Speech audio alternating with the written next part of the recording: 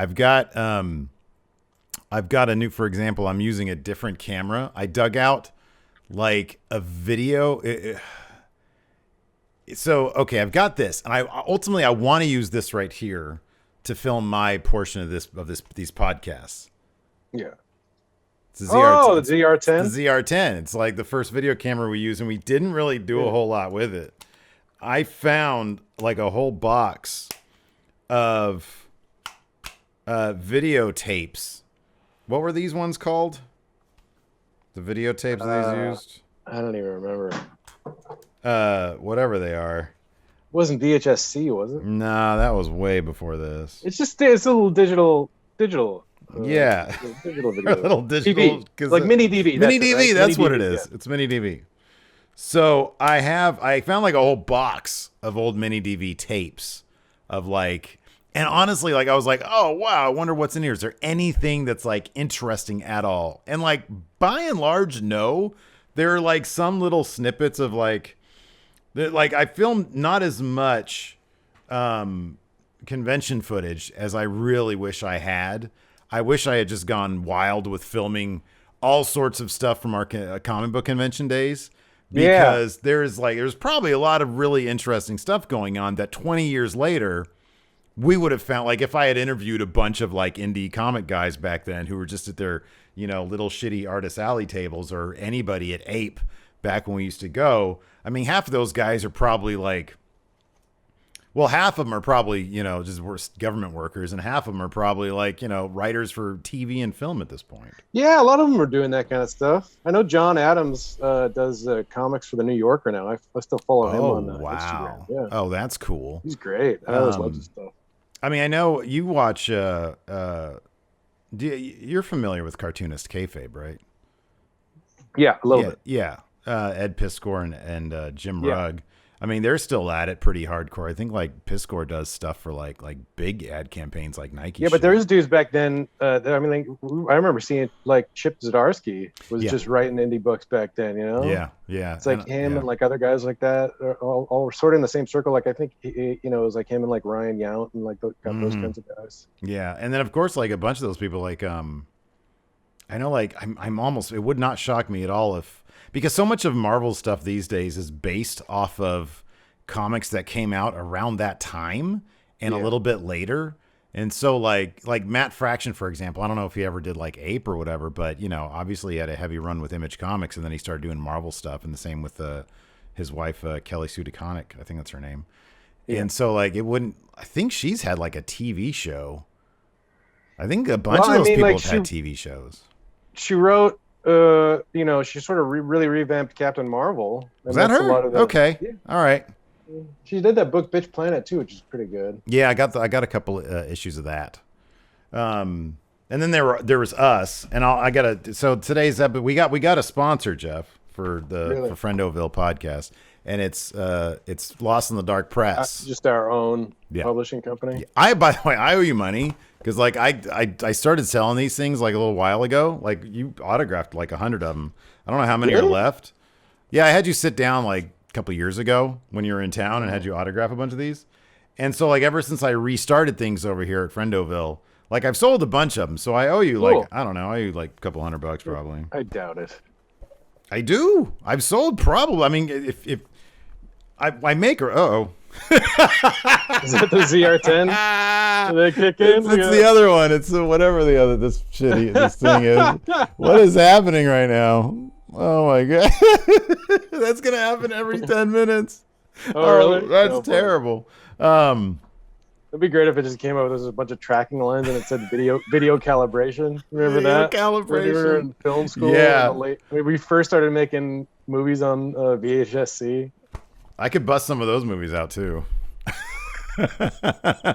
Probably not a good idea. So anyways, you can get these at mfshophere.com, and then we'll continue to build our fortunes from these. 15 years later, we'll continue to build our fortunes. Yeah. Those are fun days, though. Do like a 15-year anniversary. That'd be this year, actually. That's because Fragile Prophet won that award in 2006. That was 15 years ago. It was the best indie comic of the year. It wasn't even an award. It was just like, so I think just one online reviewer named it that. But I was like, oh, it won something. It didn't really. That's real. No, it's look, man. I mean, somebody read this and was like, holy crap, this is my favorite kind. If one person read this and said, hey, this is my favorite indie comic of the year, it is pretty good. Yeah. Why haven't we done more of this? When are you going to write me something? All right. I'll start writing right now. Not now. This is the sound of me writing. I don't think you're actually writing, dude. I don't think that's actually happening. So I know last week we said we were going to talk about Mortal Kombat, but I didn't watch that movie because I feel like it's kind of a waste of time. Yeah, I mean, you know what it's going to be. I thought it was fun, I'll say that much. And I've heard that in several podcasts and from several friends. Like, you know what you're getting in for. It's a lot better than the previous incarnations of any of the movies. Yeah, that's about it. All right. Well, there's your review for Mortal Kombat. We can scratch that off our list now. I do have some other topics that we can talk about, though. All right, cool.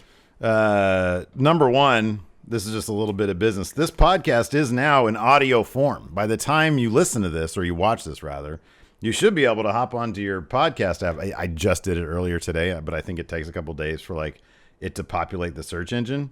So by Tuesday, when this goes up, the first and second episode should be live at that point. What podcast platforms does it go on? Is it just ubiquitous or? I don't know about Spotify, but otherwise it's pretty much everywhere. I go through the same service I went through for Four Lights, and that populated everywhere. Except I don't know about Spotify. They have their own thing. It used to be hard to get on Spotify. I know Lars and I had for a while before we had our management company. They just take care of all that stuff now. But it took us a while to get on Spotify. No, I don't need that. Let's see, Friendoville Podcast. No, it's not, definitely not on Spotify yet, but it might be. I don't know if you guys, but I'm sure it's on iTunes and Google Podcasts. And it's going to be on iTunes. 90% of podcasts are 90% of podcast downloads come from Apple anyways. So there's that. Let's see here. So I've not been watching Mortal Kombat. I've been watching this show. Do you have Apple TV? Yeah. Have you watched For All Mankind yet? Nope. It's really good. Okay. Is that a space one? Yeah.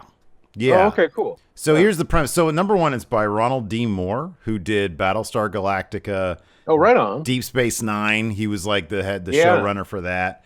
Yeah. And then he did, I don't know if you've ever seen Outlander before.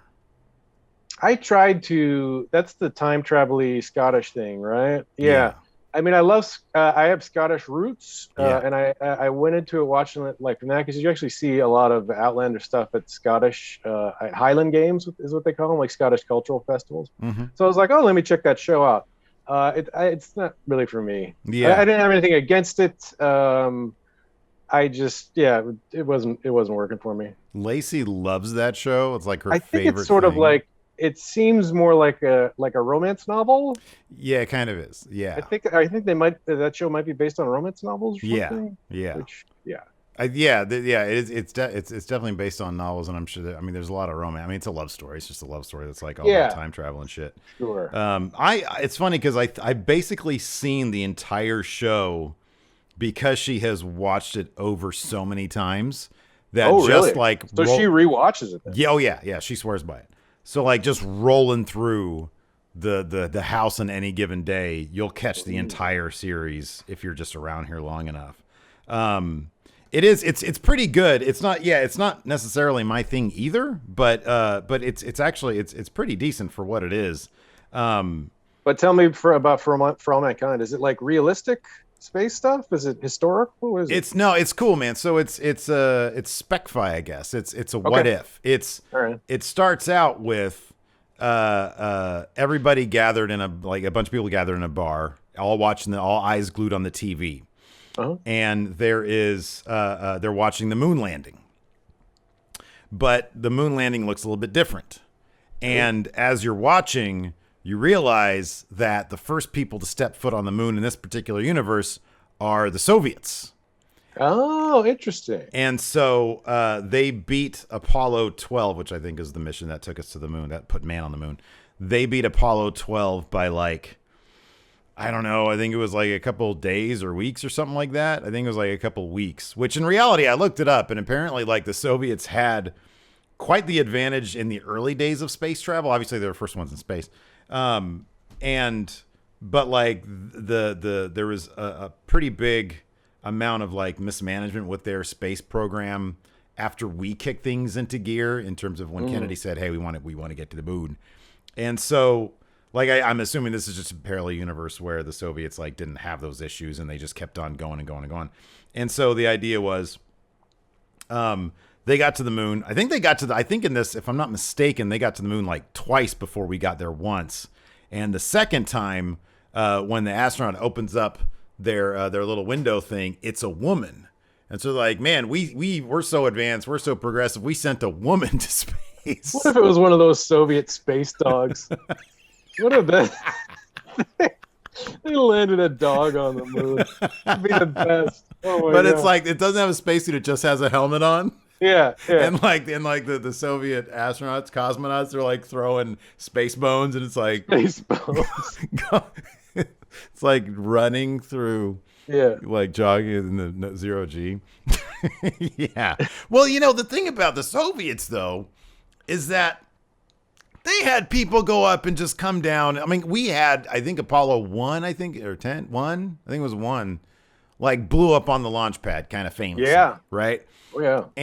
But the Soviets, they had people go up and then they were like, yeah, we're not sure we're going to bring you down. There's like a picture I've seen. It's like, I don't know. I don't remember seeing it in school or anything. So of course the first place I saw was like Reddit or something stupid like that. But then you go back and you look, it's like, oh my God, this messed up. And it's like the charred remains of an astronaut, of a cosmonaut who like, he was brought down to Earth and they were like, yeah, nothing we can do about that. Sorry. And he was like, his last transmission is him cursing their name. like it's real. Like they just would send people up willy nilly and they'd come down or not. That's how it goes. And then like Nixon is the president and they get a guy to do a pretty decent like Nixon on the phone because they don't show Nixon. It's just like, oh, hey, why are they sending up women? We need to send up women now. And so basically the idea is like, because the Soviets got there first, and then it turns into, well, who can establish a base on the moon? The cool thing about it is they bring into, because like the competition becomes so fierce, we find out back in that alternate timeline in 1968 or 1969 rather, that there's ice on the moon, which is actually a really recent discovery in real life. Like just 2 years ago, there was the discovery that, hey, there might be some ice on the moon. There might be water up there. And so so that like the producers of the show use that knowledge that just came through for this, show, which is kind of cool. And so then it becomes like, hey, let's train, some female pilots to become astronauts, sort of fast track it. Joel Kinnaman's in it. He's pretty good. But yeah, no, it's a pretty decent, it's pretty decent. Like I'm on like I just finished, I think I'm midway through episode 6. Penny from Lost. Remember her? Yeah. She's in it. She plays the first woman to land on the moon. She plays a Russian? No, I'm sorry. First American woman to land on the moon. Ah, gotcha. Yeah. No. And so, what are the odds at some point that there's going to be a shot of somebody in 0G outside of a ship and they float up to a window and it says not her character's name, ship? I don't even know her character's name. And it's the exact same thing as not Penny's boat. Oh, yeah, they do that. Yeah. Probably not good, to be honest with you. But it's good. The funny, like, it's great too, because for some reason, I don't know, this is just one of those little things that cracked me up. I was watching it today. And of course, there's one of the characters is, there's all sorts of great little like references from, oh God, remember, what's that dude's name? He's an actor. He was in Next Generation. He was the guy who collected a bunch of stuff, and he collected. Come on, man! No, man, this is great. This is hilarious. This is great. Look here. I know what you're thinking of. The guy who was in that one episode where he was like the collector. Yeah, and he collected data. Saul Rubinek. Saul Rubinek. Yeah, great actor. He's in True Romance too. Yeah, he's terrific. Oh, so there's a bunch of like little cheesy things. Okay, I just realized. Did you ever see Battlestar Galactica? Yeah. Okay, you remember that season when Adama's son they had him wear a fat suit? Yeah, dude, they do the same thing. They do the same thing in this. And you're like, wait till you get to the fat suit. I remember watching it when it came on, and I was just like, oh wow. Yeah, Steve was right. That's okay. They do That the is a same choice. thing in this with fattening up a character. It's like a really minor character, but of course it's like sort of the chauvinistic pig of NASA space control, you know, because like there's a lot of different subplots going on, and one of them is there's the first woman to work in space control, or in mission control, I think it is space control. In mission control is it's this lady, and everybody gives her shit because they think that she sort of like, you know, politicked her way up, which like everybody does, but because she's a woman. Sure. And the main guy who sort of calls her out on it is a sort of blowhard guy who's like kind of heavier in the first season or in the first like episode, and then when it fast forwards like 4 years later, he's like this morbidly obese guy who's just grumpy all the time. He's like, Whoa. Nobody cares about us. And I'm like, why do they put this massive fat suit on? It's just distracting at a certain point. Yeah. But no, it's good. It is. But no, Saul Ruben, he plays like a senator who basically Nazi shames this like the head of the space program, who's like is a real guy, is a Werner von Braun, I think. Yeah. And you know, like Nixon wants to do this thing, and so they, I don't know, it's a long thing. But yeah, Saul Rubinick's in it, like briefly. He's a great actor. Oh, he's terrific. Every time I see Saul Rubinek in something, I'm like, oh, he's so good. Yeah, he's really good.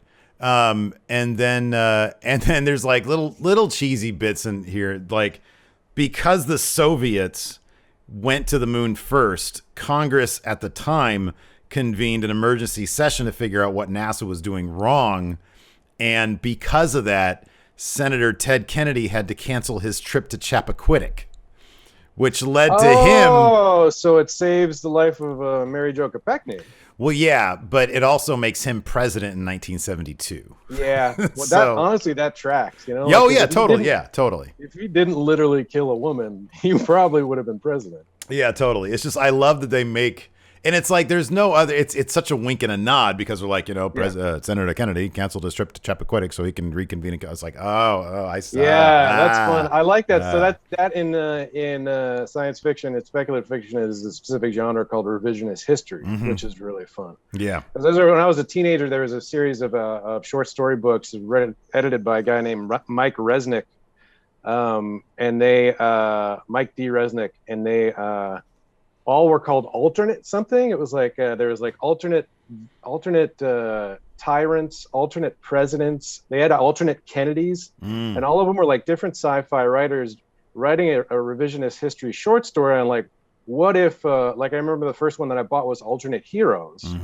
and the cover was Gandhi, like but as like Rambo. It was like a roided out Gandhi. That's So great. it was just like they're all like essentially Marvel what if or DC Elseworld stories. It's like, what if this character in history was actually followed a different path and like became, you know, what if this guy who was president was actually an evil tyrant? Like what if you know, a halfway decent president like FDR was actually like an evil tyrant and became a dictator, like that kind of stuff. Have you seen? Did you watch Man in the High Castle? I did. I watched the first couple seasons, and it got a little emotionally dragging for me. Yeah. But I mean, I really enjoyed it.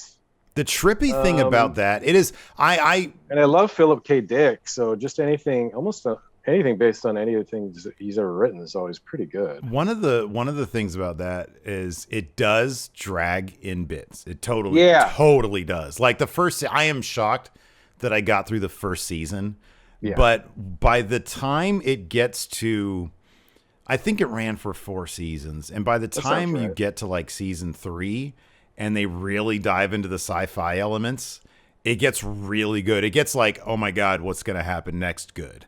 But yeah, it totally drags for a bit, but by the end, it's well worth it. And Rufus Sewell's character, he's good. Amazing. He's a great actor. That's another guy's a great actor. But the crazy thing about, or the cool thing about that is that it's based off of something that is like frighteningly possible, in that FDR, there was an assassination attempt on FDR, like legitimately, in like, I think maybe he was president-elect. Or maybe it was when he hadn't, like, maybe it was before the election. I forget. But the idea was he was murdered in that timeline, And so because we never really got out of the Great Depression, or at least we didn't bounce back from the Great Depression, America was in no position to help out really to any degree as an allied power in World War II. And, you know, that led to eventually in like, I think 45 or whatever, the Germans, which apparently the Germans weren't really that close to actually successfully completing a nuclear bomb. But in this reality, they were. And, you know, they bombed Washington, and then basically that's sort of it.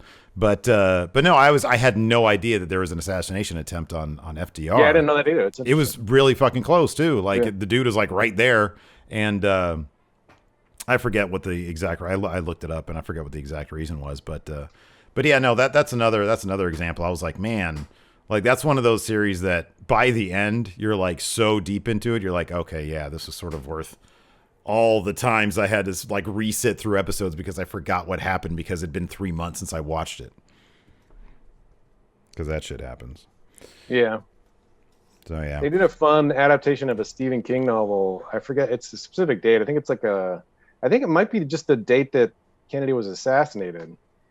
But the novel is essentially a guy finds a portal in time in the back of a hamburger stand where you can go back to the 60s, and he's actually, I think he's a history teacher if I remember correctly. I watched this a couple of years ago. That's the James Franco show, right? The James Franco one. It should still be on Hulu. I watched it. I really enjoyed it. It was really fun. It was like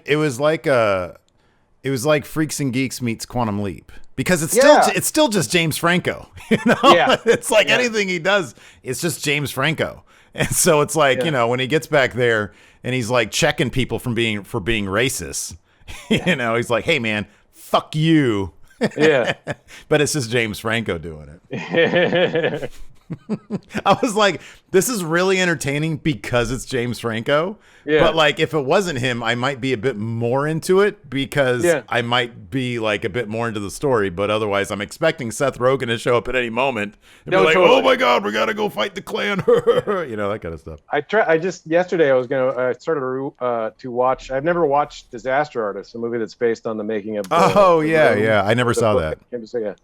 I started to watch it and I was just like, it's just James Franco doing a Tommy Wiseau impersonation. You know, like I feel like the only way to make this movie work is to actually have Tommy Wiseau playing himself. Yeah. Because he's such a singular entity. He's very unique. He's very unique. Yeah. I never did see that one because of that. Like I feel like even dude. So like they just put Spider-Man, the Tobey Maguire Spider-Mans. Yeah. On they got Disney, those on Disney Plus, I think. Yeah. And Summer, my stepkid, had never seen them. And so I was up with her watching, and I was like, number one, it's insane just how stoned Tobey Maguire comes off in those movies. Like, it's like they said... He's probably pretty stoned. It wouldn't shock me. Yeah. But it's like they just were like, hey, when you talk... And I get I get sort of directorial maybe why they'd give this direction.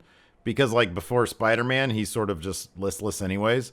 But like, it's like they say, don't move your face at all when you talk. Like try, because he doesn't hardly move his lips when he talks. If you go back and watch it, it's really kind of striking. It's like, what's with this guy? Like, I wonder if it was Raimi giving him some sort of direction. Like, hey.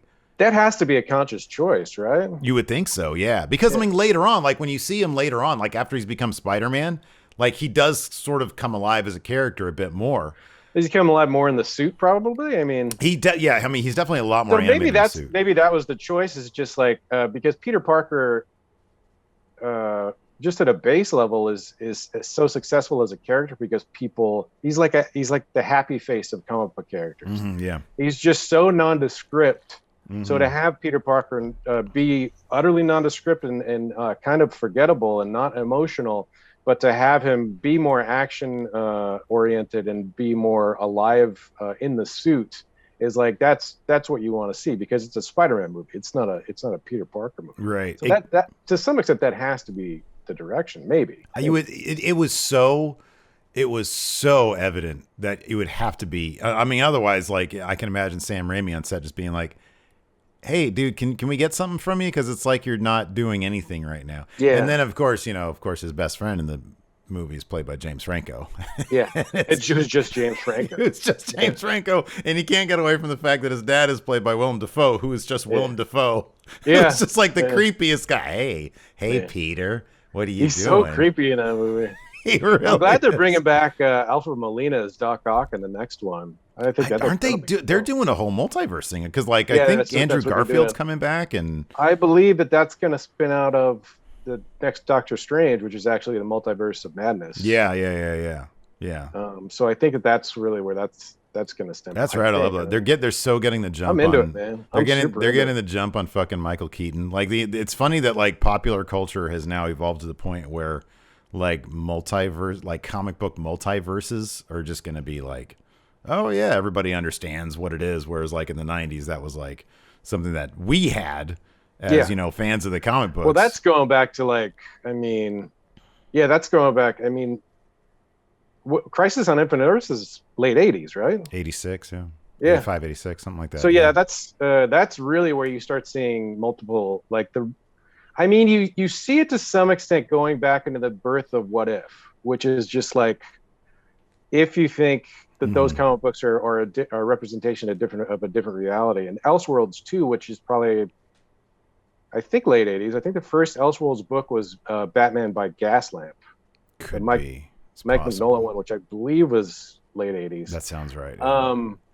But What If would have been a little bit before that. I think that was the 70s. Well, the funny thing is, DC used the alternate universe to kayfabe their gap in superhero publishing, because like the whole concept of Earth 2 was, well, we published these comics dating back to like the 30s and 40s, and then we took some time off because they lost popularity, and then in 1960 whatever, when they debuted the new Flash, people started asking, well, wait a second, what about Jay Garrick? What about all these guys? And they're like, oh, different universe, which is like a fucking insane concept. Yeah. And then you had stuff like the All-Star Squadron, or fuck, what was there was like a thing where like the Justice League and the Justice Society would get together, and it was just like, whatever, we got a couple universes now. Yeah. And that's just a thing. And then like that just happened. But it took a while for Marvel. Like Marvel had the What If stuff. But I think they really sidelined it. It wasn't like, because I think Marvel was more central, and it was like Stan Lee was planning everything, so he made it more.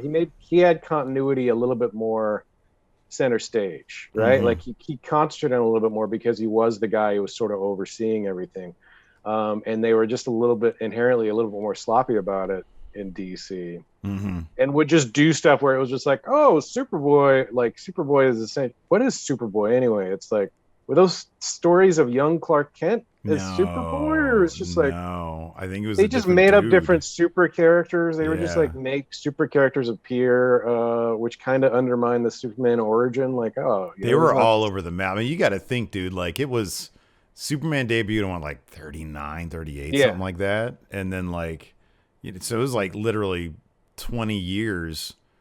It was like a little over 20 years later that they were like, and it's funny, it's weird because like, I always was curious. I just started going down this. It's one of those rabbit holes that you go down. It's like, wait a second. Okay. So if in DC's multiverse, the Batman that we met in the very first, in Detective 27 or whatever it was. Yeah. Whatever happened to that guy? He died. And there's an actual issue where like they go to his funeral. And I think like maybe the other Batman from like the other universe shows up. And I'm like, oh my God, what a fucking weird concept that is.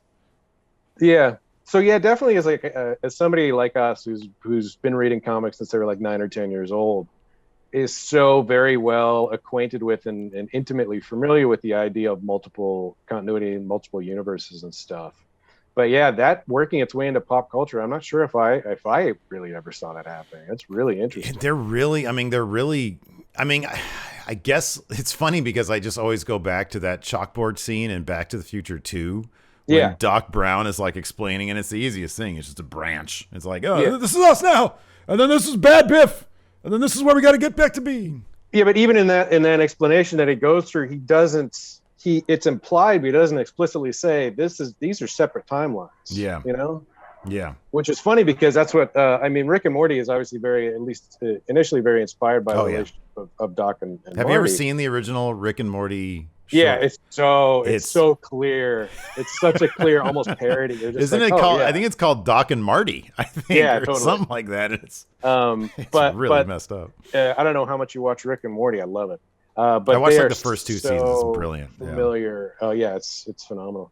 They're so reliant upon, and so it's just within the basic reality that they constructed, that there are just billions of timelines. Yeah, and they're constantly jumping in between them, and Rick is constantly like jumping in between continuities and relying on the different universes to like reboot in some way if something happens, or like he's got all these intricate plans laid out to make sure that he is like essentially Rick Prime can keep going in some way. And so it's and it's just like, again, as somebody who grew up reading that kind of stuff, like playing with different times, to watch them play with that stuff inherently is so fun. To see, such clever people do it as well. Like especially with Rick and Morty, where it's like, oh my God, these guys are fucking next level clever, Yeah, absolutely. That's really good shit. I don't even know where this conversation started. We're talking about alternate universes because you're talking about yeah. That sounds cool. I'll check it out. The only things I watched on Apple Plus so far is I watched a couple episodes of Ted Lasso, which is good. Oh, is that good? That's fun. Yeah, I mean, I love Jason Sudeikis. Yeah, he's great. So it was just fun to watch him. He's doing a fun character. I watched couple episodes. Whenever I think of Sudeikis, I think of like that cast of Saturday Night Live, and like, which is like really the last great cast, because like besides Kate McKinnon, like who really is on Saturday Night Live anymore? Like Pete Davidson's good, but like he seems so over being on Saturday Night Live. No, but I think of I was watching. I was watching, and I have the book, but I never read it. I think I read like maybe the first chapter or something of what is it called? The one on Netflix, Sweet Tooth, the Jeff Lemire book. Oh yeah, that's coming out. That's a great book. So you've read? I got the first 5 books. Yeah, I got them right here. Oh shit. Okay. There's 5 volumes of that. I think there's more than that. I just bought the first 5 volumes. Oh my and he God. started putting out recently a revamp one that I haven't got, but I got the first couple issues. I had no idea that Stray Bullets went to like almost 100 issues. I didn't know that either. I have the first 3 hardbounds, but I think that omnibus that David LaFamme sent you is probably like everything, right? He didn't send it to me. Amazon sent it to me. I just got an email from him. And then I was like, oh man, I got to, because I remember loving the shit out of that series, but like I always, it's one of those books where like you're really rewarded by kind of binge reading them, because like there are so many characters that are weaving in and out of that story that when he takes a break after the first like 5 issues to do the Amy race car stuff. Yeah. Like you sort of, if you're doing it on a monthly basis, then of course, if your comic book shop doesn't have the latest one and then you wait another couple months and then whatever, you're just lost at that point. Yeah. And I never really kept my singles around, I'm probably missing out on a lot of money on that. But it's an absolutely brilliant book. But he did that first big that omnibus is like only half the series. He did no kidding. Wow. He did another, because that comprises I think like 45 comics. Yeah. And then he did like an 8-issue miniseries, I think. And then if I'm not mistaken, because I was just reading it was last night, he did another like 40 issues. Damn. So yeah, I've quite a lot of reading to do because I love this stuff. It's so fucking good. Yeah. But I was going to mention this about Sweet Tooth. In the trailer, I was like, holy crap, this is amazing. And then Will Forte shows up. Will Forte. I marked out then too. I love him so much. But again, it's one of those things where it's like, oh, it's just Will Forte. Yeah. Like, that's what he is. You know what's funny? Talking about comic book adaptations, Jupiter's Descendants? Is that it? Jupiter Ascend? No, not that. No, that's that shitty. Jupiter's Legacy, I think. Jupiter's Legacy. Yeah. I have not read that book. That is a Mark Miller book, right? Mm-hmm. I've seen it at the comic book shops. I saw it. I saw the title card pop up on Netflix, like, "Oh, this is a show that's going to come next month or whatever." Yeah. And I thought it was a joke because the title card as it's squished down. I didn't realize who is it that they have playing it. The lead. It's not Timothy Olyphant. It's the other guy. Right? Oh, it's not oh God, the guy that isn't Timothy Olyphant. Yeah, what's that guy's name? Wasn't he in that Tupac? Who's great? Josh Duhamel. Yes, Josh Duhamel. It's Josh Duhamel, but they got in the character. He's he's essentially like old Superman. Yeah, I didn't know that he was in it. Okay, flowing gray hair and a beard and stuff. Is it a little cheesy? But, no, the way that it's squished down, it looks cool on the full screen, by the way. Yeah. But when I first saw it, the way that it was squished down, I thought it was Kelsey Grammer. And I was like, oh, what the hell is that? Is that some stupid, cheesy Kelsey Grammer's an old superhero movie? I'm not watching that crap. Listen, though, like I've read, I think the first full volume of that. It's very, I'm like, Mark Miller has really good ideas, like really cool ideas. Totally. That are kind of, I don't know, in execution, it's sometimes a bit surface level, you know? Yes. And so having read the first volume, Kelsey Grammer might have been a badass. Interesting. Okay. Lead for that show. I mean, at this point he's a bit old, but in terms of being, because Kelsey Grammer kind of, I mean, he makes a good bastard, I think. Yeah. And this character is not really supposed to. The Superman in this version is actually fairly altruistic. It's his basically his Batman that ends up being like the bastard. But I don't know, because Kelsey Grammer can be kind of warm sometimes. I don't know. I'll be honest. I think Kelsey Grammer could have done well in that role.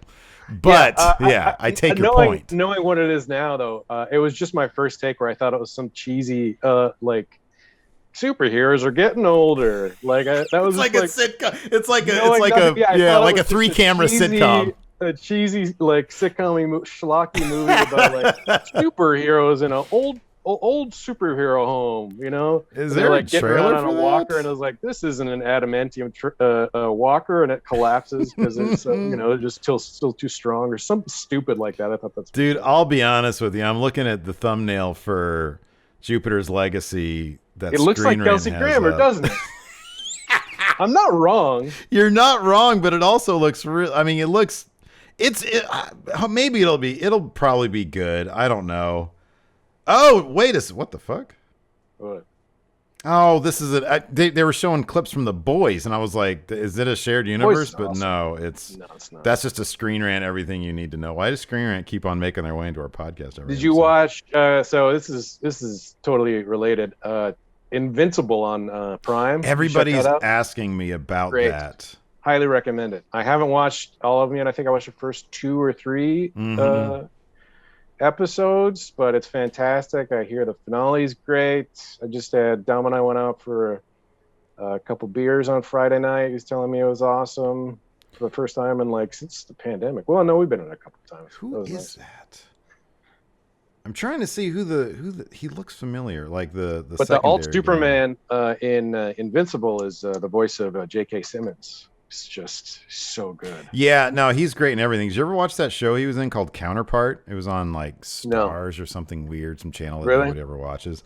It was another alternate universe thing, but it was more of a spy thriller where it was like underneath Berlin there is like just an underground tunnel that you go through, and on the other side, there's underground tunnels in Berlin. I've been in them.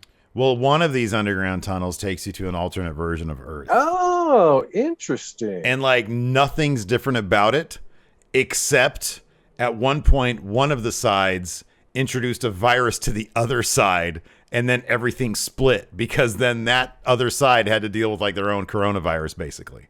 Like the entire, like I think a sixth of the population got wiped out or something on the other side, and it was simply because, hey, we don't trust the other side of exactly us, so we're going to fuck them. And I don't know like how that would square in terms of like, okay, well, if everybody's the same, wouldn't everybody have acted the same? They don't really get into the minutia too much about that stuff. But but it was really good. And I don't know if it ended on a cliffhanger or not. I didn't get through the entire thing, and I know it was canceled. Okay, so this doesn't look too bad.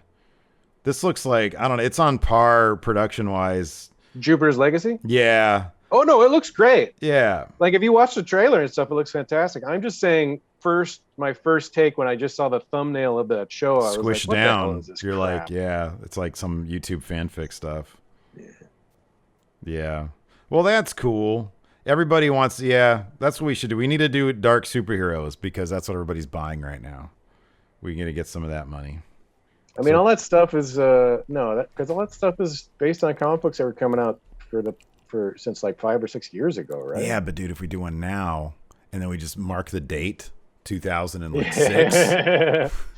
Yeah, we worked that to the continuity. We've actually been publishing this since 2006. Do you hear about that? Wasn't there a guy just recently in Hollywood doing like a Ponzi scheme or some shit? He was like a former actor or like a wannabe actor, and they're searching for him right now. Yes, Hollywood people, they'll take anything, dude.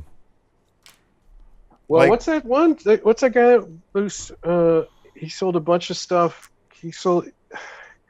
There was some dude that started his own publishing company and never put any books out, but he had like Patrick Naley. No, he published plenty of books. Yeah, I know. Well, I drew one of them. There's that guy, yeah. Well, it was this guy, and he had like he sold his like all of his characters and stuff to Hollywood without ever publishing any books. Oh, man, what was that? I can't remember. That's what we got to do. Anyway. Yeah, I mean, I guess it worked for him. I'm telling you, man. Hey, we took some meetings for these back in the day. That was honestly the most fun shit. That was like a reason for us to keep on doing this. I'm telling you, man. Come up with like 5 fucking Hollywood ideas, and then I'll draw them, and we'll just send them to all the agencies. Yeah, I think we have to follow my my uncle's advice, who was just like, I remember because we were publishing comics, and he was like, "Oh, I read your book. It was really good." And he was like, but, when I was in the comic book shop, I was looking around and I got a piece of advice for you. And I'm like, what is it? And he was like, you got to have more boobs. He was just like, you gotta have a lot of girls. And just being an old uncle is just like, he's just like, yeah, you got to have a lot of girls with lots of boobs in there. It seems like all the people who buy comic books really like big boobs. And I was like, that's not what we're going for. I don't know how you work. I don't even know where to start with. I mean, do you want me to draw you? I could draw like a picture of big boobs. Yeah, that's not the. We'll just send those out to the. But okay, thanks for that. So, you got through all of Invincible the first season? No, not yet. I watched the first 2 or 3 episodes. It's great. That was the only thing. I put up a thread on the community tab here on Friendoville. I said, what would you guys like to hear us talk about? I said, and nothing's off the table. It was into it, man. It was the Invincible animated show.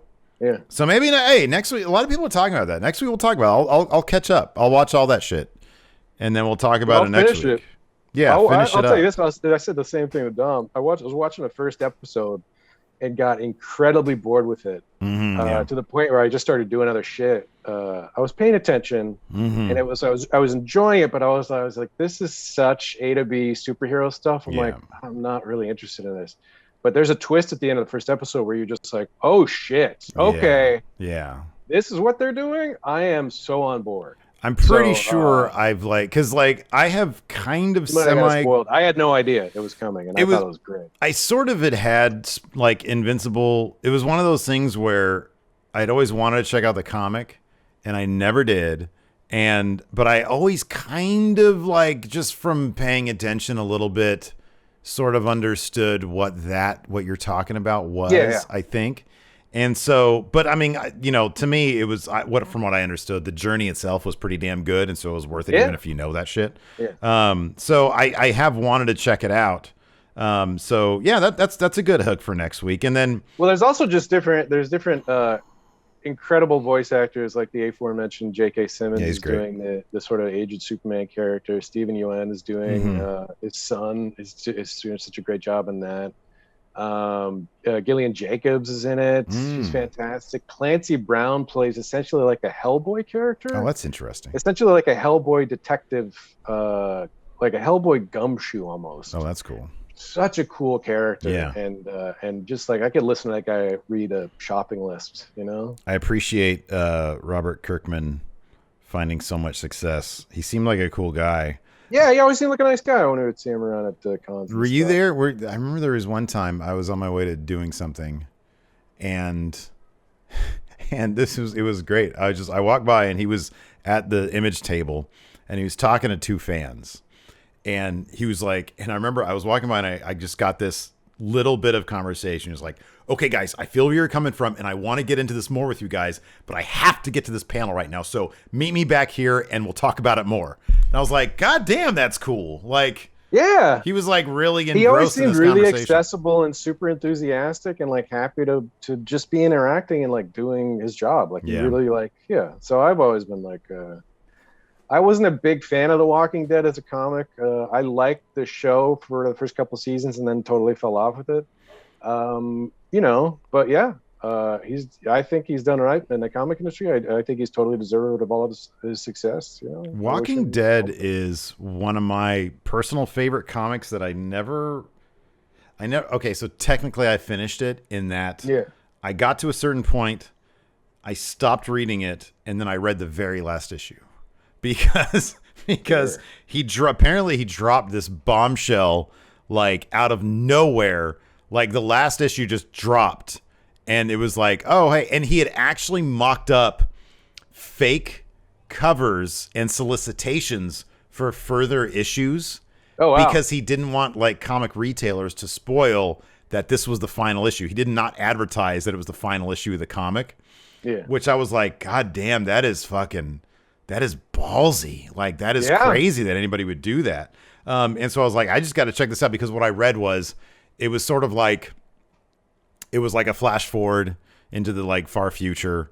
And I was like, okay, well, I'm sure it would obviously help me to know what has been happening in the previous 40 issues or 60 issues that I hadn't picked up, but screw it. I'm just going to get it and take a look at it, because Hilton was all bugging me. But I was like, dude, you got to check this out.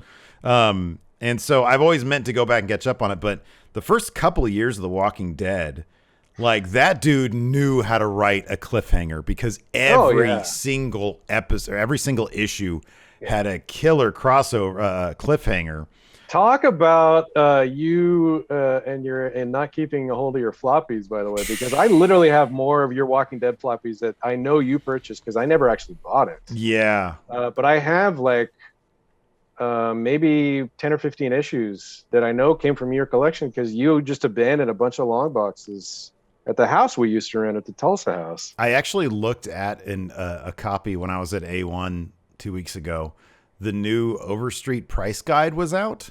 Yeah. And I looked up the issues that you have of mine, and they're each like $50 to $60. Yeah. Each. That's interesting. But you definitely had like the prize ones, like number 1 to I think 18 is like the ones that go for big money. Like if you had those, that would be like possibly $100,000. Oh no!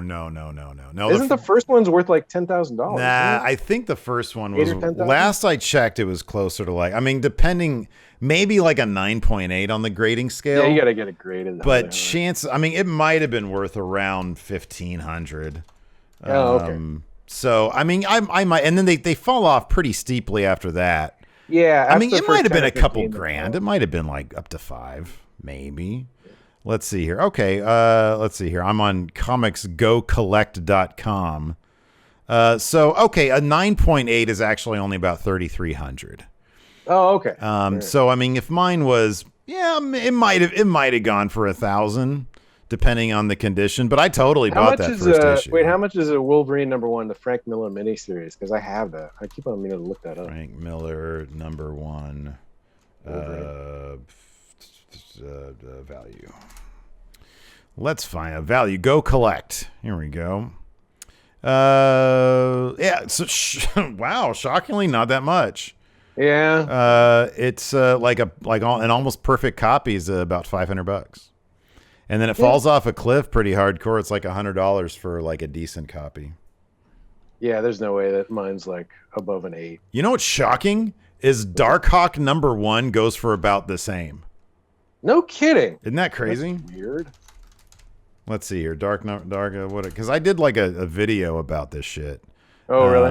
Where I was like looking at the value of my. Okay, so it's about half of what the Wolverine. So it's about $280 for a perfect copy of Darkhawk #1, and then it falls. I mean, it falls off kind of a cliff at that point. It's like a decent copy is like $50, but yeah. It was like we were collecting like the collector's boom time. Mm-hmm. So like none of that shit. Like the death of Superman. How much do you think that shit's worth? $2. That's not worth anything. What are they? Yeah, but they printed like 8 billion of them. 75. I think it was Superman number 75. But what about that Spider-Man #1 with all the different covers? You know, the Todd McFarlane Spider-Man #1. I looked that one up because I think it's supposed to be like that one chromium cover that's worth like $12,000 or something stupid like that. But that's not a real thing or something.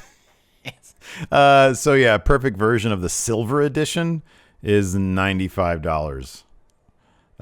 So that's not. But then let's see here. Just take out silver edition because there was like a silver, gold, and plat. What's platinum? The platinum one is.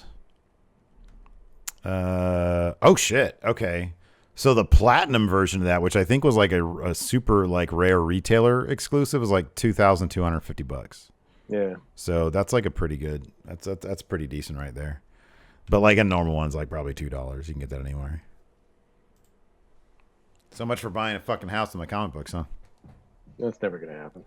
The other thing that's on here was somebody asked us to talk about high school years, which maybe we'll save for another day. Oh, okay. We didn't. I mean, we were like high school is where we met. Yeah. Yeah, I guess we were close. Like my senior year, you're already out. You're a year ahead of me. Different junior highs. Yeah, we knew each other in Mrs. Suter's trigonometry class. Yeah. Geometry. Geometry. Yes, because we were in Buettner's trigonometry. That's where we became really friends. Like the next year. Yeah, correct. Like we knew each other in geometry because you stood out. You had the Star Trek pin. You looked like you were 40 already because you had like a beard. You had like a man beard. Yeah. And I was like, oh, that guy looks pretty cool. And you drove like a cool bus. But then in trigonometry, I think it was Becky Sampe was like, you guys should probably be friends because you're both nerds. And it was like, okay, cool. And then we were just friends. Yeah. Well, yeah, but we knew each other the year before because we had that geometry class. But then I saw you at that really low rent comic book shop that was by the grocery store in Rancho. Yeah. That was not a good comic book shop. No, it was shitty. But I walked in there at the same time you were walking out, and I was like, I did a head nod to you and like waved, and you just like walked right by. Yeah, I was like super socially awkward. Yeah, I don't know. He was like, oh, I don't know about this. Dude. I don't need new friends right now. Yeah. This is my private shame. Leave me be. Damn it. So next week we'll talk about Invincible, and we're talking. Check it out, man. It's really good. I had a whole thing planned for today, kind of, because I was going to talk about that brain drain thing, but then we just started talking about others. That's what I figured this podcast is going to be. We'll just talk. We'll talk about whatever. We'll talk about fucking whatever. And if you guys want to suggest anything, just throw out some suggestions. Topics. We'll talk about whatever. Exactly. That's great. Anyways, that's going to do it for Friendoville today. Thanks everybody for tuning in. Appreciate it. Till next time, we'll talk to you later.